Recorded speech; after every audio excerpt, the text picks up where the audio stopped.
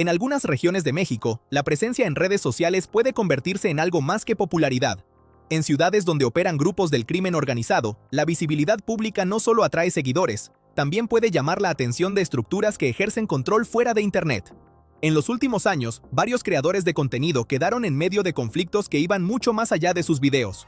Algunos eran jóvenes que transmitían fiestas y bromas. Otros hacían sátira política o colaboraban con figuras reconocidas.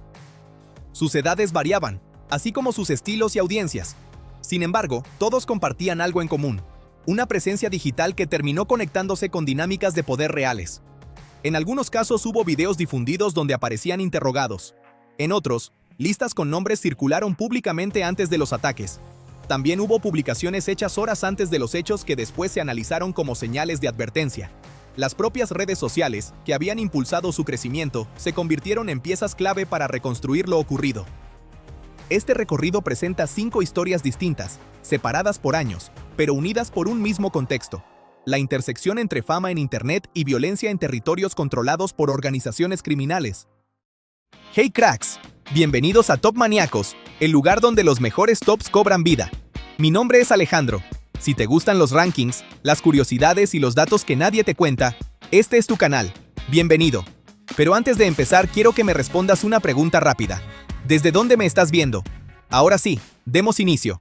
Juan Luis Lagunas Rosales, conocido en Internet como el Pirata de Culiacán, comenzó a ganar notoriedad cuando apenas tenía 17 años.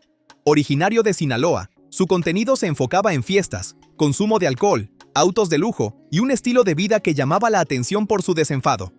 En poco tiempo acumuló una audiencia considerable: más de 1 millón de seguidores en Facebook, alrededor de 300,000 en Instagram y decenas de miles en otras plataformas. Su imagen pública combinaba humor, comentarios provocadores y una actitud desafiante. Frecuentemente hacía bromas sobre sí mismo y proyectaba la figura de un adolescente que vivía sin medir consecuencias. Su crecimiento fue rápido. Participó en videos musicales y colaboraciones que ampliaron su alcance. La exposición constante de su rutina, lugares que visitaba, fiestas a las que asistía y transmisiones en tiempo real lo convirtió en una figura muy visible. Esa visibilidad, que impulsó su popularidad, también facilitaba que cualquiera pudiera ubicarlo. Y a finales de 2017, una publicación específica lo colocaría en el centro de una controversia que trascendió el entorno digital. Días antes de su muerte, Juan publicó un video que rápidamente se volvió viral.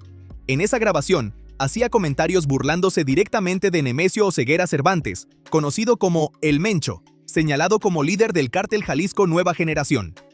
El tono del mensaje fue interpretado como una provocación abierta hacia una de las figuras más poderosas del crimen organizado en ese momento.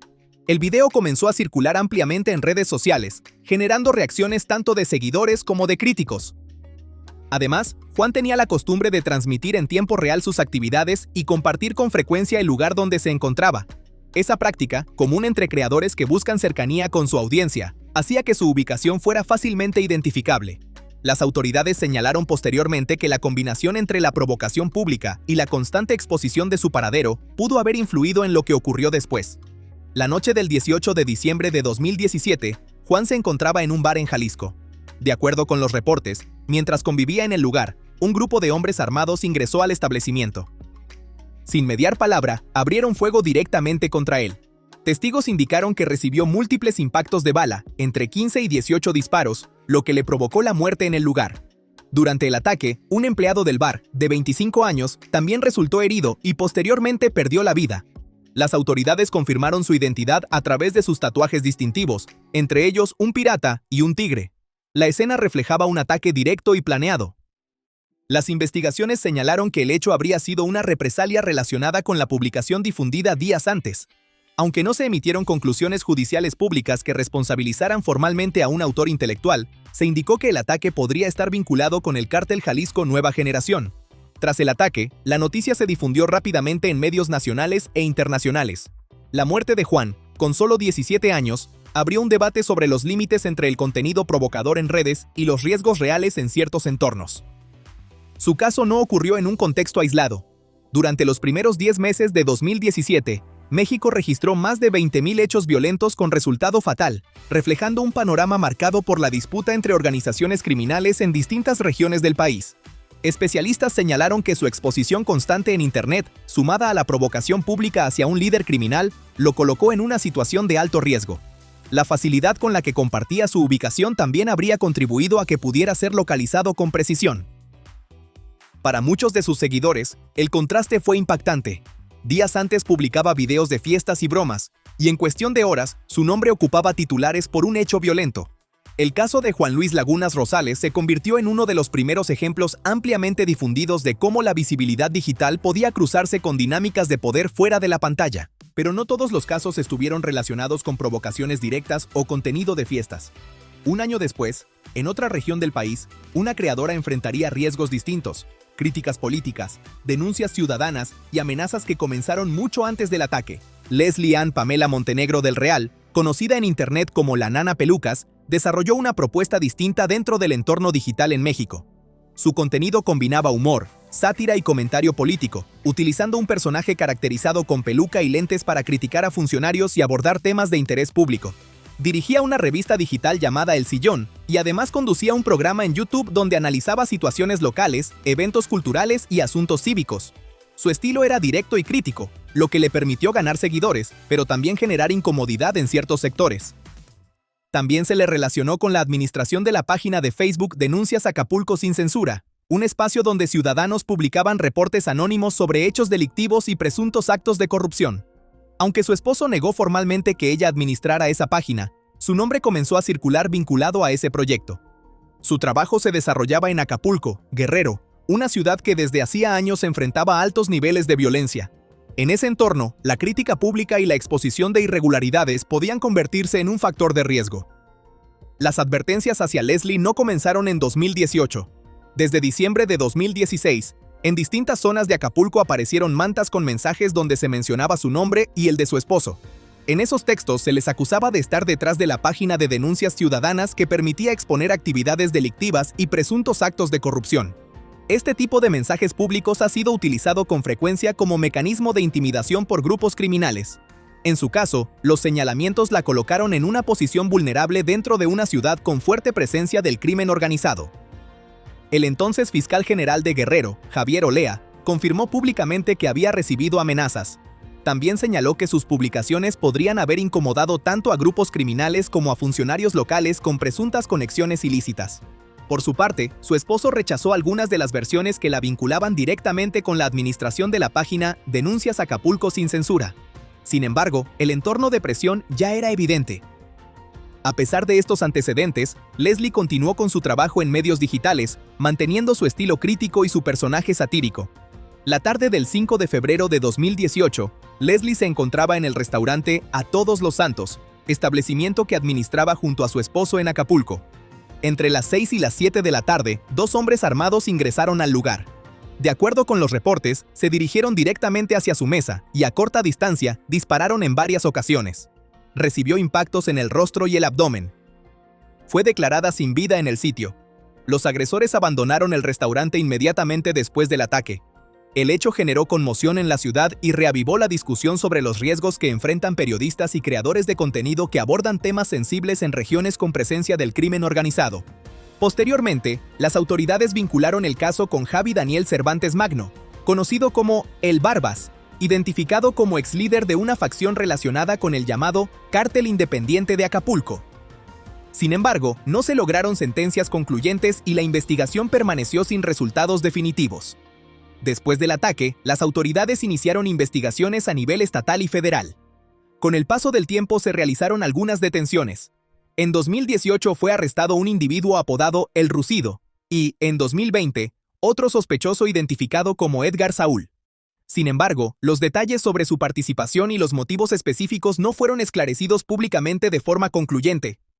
El caso de Leslie se enmarca en un contexto más amplio.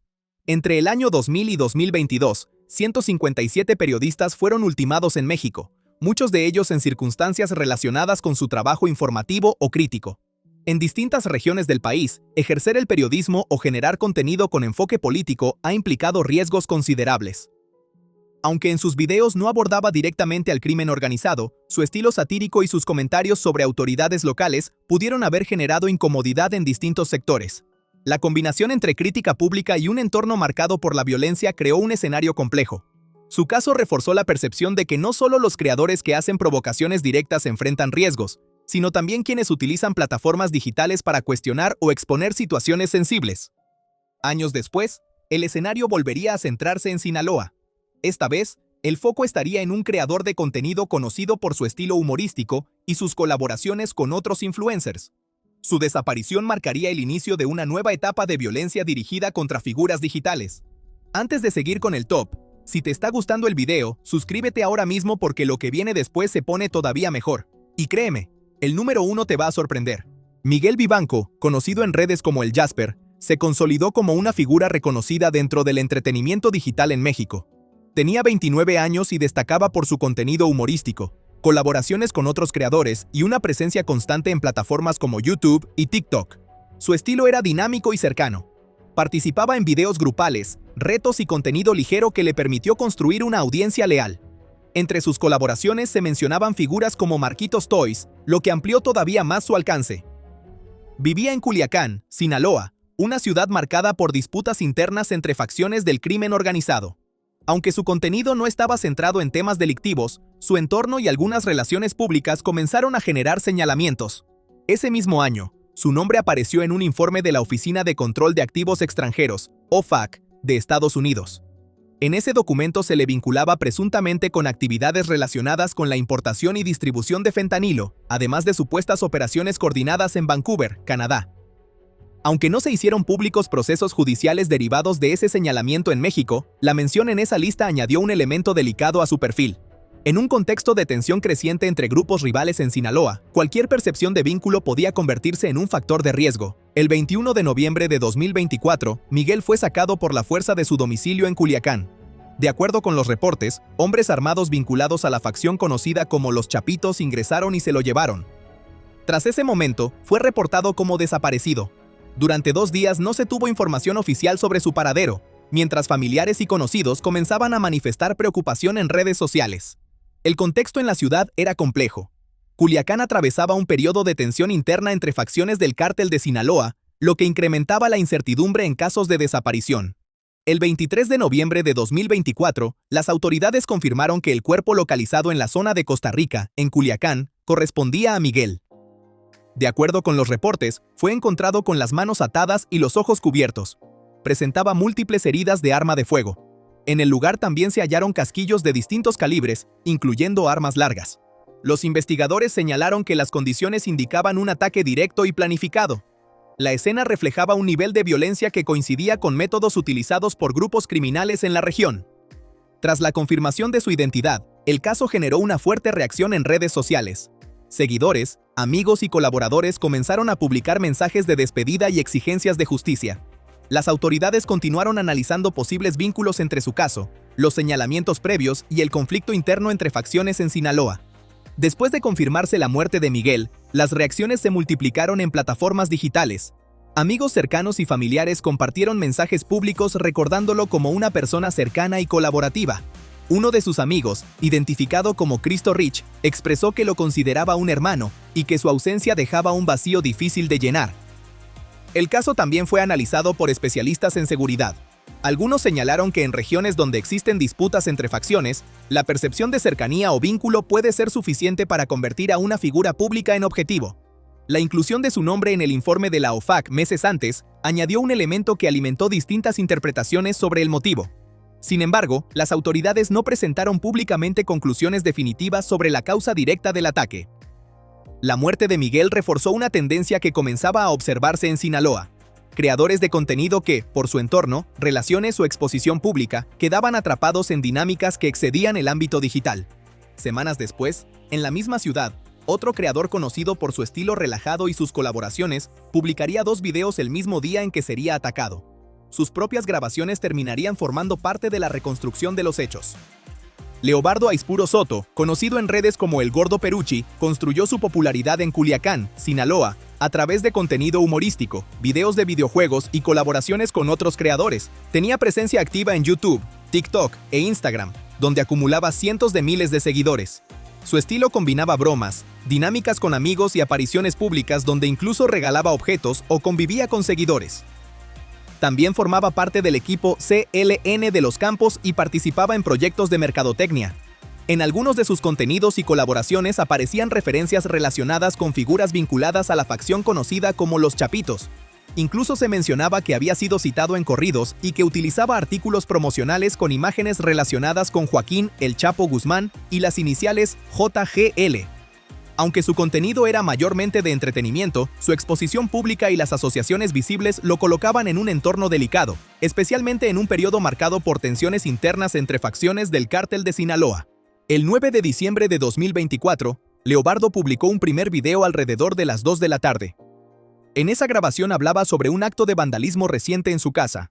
Mencionó que algunas luces navideñas habían sido robadas y señaló que las cámaras de seguridad no habían registrado nada que pudiera implicar actividades relacionadas con el entorno criminal. Horas más tarde, aproximadamente 6 horas después, subió lo que sería su última publicación. En ese video aparecía conviviendo y jugando videojuegos con amigos, en un ambiente relajado, sin señales visibles de preocupación. Estos contenidos, que en su momento parecían parte de su rutina habitual, posteriormente fueron analizados como elementos importantes dentro de la cronología del caso. En especial, la referencia a que las cámaras de seguridad no estaban funcionando llamó la atención tras lo ocurrido esa misma noche. Poco después de esa última grabación, el entorno fuera de su domicilio cambiaría de forma definitiva. La noche del 9 de diciembre de 2024, Leobardo y su esposa, Brenda Félix, fueron atacados afuera de su casa en Culiacán. De acuerdo con los reportes, 2 hombres armados interceptaron a la pareja. Se señaló que los agresores sabían que las cámaras de seguridad del domicilio estaban desactivadas, un detalle que el propio Leobardo había mencionado horas antes en uno de sus videos. Los atacantes abrieron fuego directamente contra ellos. Ambos fueron trasladados de emergencia a un hospital local. Leobardo perdió la vida durante el traslado, mientras que Brenda falleció posteriormente a causa de las heridas recibidas. En el lugar también se encontraba un menor de edad, quien resultó gravemente herido, pero sobrevivió. Testigos indicaron que el ataque fue rápido y preciso, con características similares a otros hechos atribuidos a grupos criminales en la región. El caso ocurrió en un periodo de tensión creciente entre facciones rivales del Cártel de Sinaloa, particularmente entre los Chapitos y los Mayitos, tras la detención de Ismael El Mayo Zambada, en julio de 2024. En los meses previos, al menos 3 creadores de contenido en Culiacán habían sido ultimados, lo que evidenciaba un patrón preocupante en la ciudad. Las autoridades no confirmaron públicamente a los responsables, y las investigaciones continuaron en curso. Tras confirmarse la muerte de Leobardo y Brenda, las redes sociales se llenaron de mensajes de condolencias. Seguidores y otros creadores expresaron sorpresa por la rapidez con la que se desarrollaron los hechos, especialmente por la cercanía entre su última publicación y el ataque. El caso volvió a poner sobre la mesa la exposición pública de los creadores en Culiacán. Su visibilidad, sus colaboraciones y las referencias abiertas a figuras relacionadas con facciones delictivas fueron analizadas como posibles factores de riesgo dentro de un contexto de confrontación interna. Las autoridades no dieron a conocer responsables directos, y el caso quedó en medio de un periodo marcado por disputas entre grupos rivales. En un lapso de 3 meses, varios creadores habían perdido la vida en la misma ciudad. El ataque frente a su domicilio reforzó la idea de que, en entornos donde operan organizaciones criminales, la presencia digital y las asociaciones públicas pueden convertirse en elementos que trascienden el entretenimiento. Un mes después, otro nombre comenzaría a circular en listas distribuidas públicamente en Culiacán. Esta vez, antes del hallazgo del cuerpo, ya existía un video que anticipaba lo que estaba por ocurrir. Agustín Paul, conocido en redes como el Pinky, tenía 22 años y se había posicionado como creador de contenido en YouTube. Su canal, Los Plebes de Barrancos, reunía a más de 97,000 suscriptores, mientras que en Instagram superaba los 30,000 seguidores. Su contenido estaba enfocado en desafíos virales, dinámicas con amigos y videos de estilo de vida. Su personalidad frente a cámara era enérgica y cercana, lo que le permitió construir una audiencia constante tanto en México como fuera del país. Vivía en Culiacán, Sinaloa, una ciudad que en ese momento atravesaba una etapa de conflicto interno entre facciones del Cártel de Sinaloa. En ese entorno, distintos nombres comenzaron a circular públicamente en medio de señalamientos relacionados con alianzas y supuestos apoyos a grupos rivales. El 9 de enero de 2025, en Culiacán comenzaron a circular volantes que fueron lanzados desde una avioneta. En esos mensajes se acusaba públicamente a varios influencers y músicos de supuestamente perjudicar a la facción conocida como Los Chapitos. Entre los nombres mencionados aparecía el de Agustín. Los textos señalaban que estas figuras estarían relacionadas con una facción rival identificada como la Malliza y que habrían participado en actividades en su contra. La difusión fue interpretada como una advertencia directa en medio del conflicto interno que atravesaba la organización. Horas después de que esos volantes circularan por la ciudad, comenzó a difundirse un video en redes sociales. En la grabación aparecía Agustín golpeado y visiblemente herido, mientras era interrogado por hombres armados. En ese video se le acusaba de haber compartido información sobre integrantes de los Chapitos con la facción rival. La grabación se propagó rápidamente en internet y fue analizada por investigadores como un elemento clave para entender el contexto del caso. Al día siguiente, su situación tendría un desenlace definitivo. El 10 de enero de 2025, las autoridades localizaron el cuerpo de Agustín a un costado de una carretera en las afueras de Culiacán. De acuerdo con los reportes, presentaba heridas de arma de fuego en la cabeza y señales de violencia. Sus manos y pies estaban atados. Los investigadores consideraron que se trató de un ataque directo. El hallazgo ocurrió un día después de la circulación de los volantes y del video donde aparecía interrogado. Para los especialistas en seguridad, la secuencia, señalamientos públicos, grabación difundida y posterior localización del cuerpo, reflejaba una acción planificada con la intención de enviar un mensaje en medio del conflicto entre facciones. En ese periodo, Sinaloa registraba cifras elevadas de violencia. Tan solo en la primera semana de 2025 se reportaron decenas de muertes en el estado, una parte importante de ellas en Culiacán. La muerte de Agustín fue identificada como uno de varios casos recientes de creadores de contenido ultimados en un corto lapso. Su caso cerró una serie de hechos que evidenciaron cómo la exposición digital podía cruzarse con disputas reales fuera de la pantalla. Los 5 casos ocurrieron en momentos distintos y con perfiles muy diferentes: un adolescente viral, una creadora crítica, influencers con gran alcance y colaboraciones públicas. Sin embargo, todos tenían algo en común: una fuerte presencia en redes dentro de regiones marcadas por disputas del crimen organizado. En algunos hubo provocaciones directas, en otros, señalamientos o simples percepciones de vínculo. También aparecieron amenazas, listas públicas y videos difundidos antes de los hechos, elementos que después fueron clave para entender lo sucedido. Las redes sociales amplifican la popularidad, pero en ciertos contextos también pueden aumentar la vulnerabilidad. La exposición constante facilita la conexión con la audiencia, pero también puede facilitar la ubicación y el señalamiento. Estas historias muestran que, en determinados territorios, la línea entre la pantalla y la realidad puede volverse muy delgada, y que la notoriedad digital, en algunos casos, no protege, sino que expone aún más.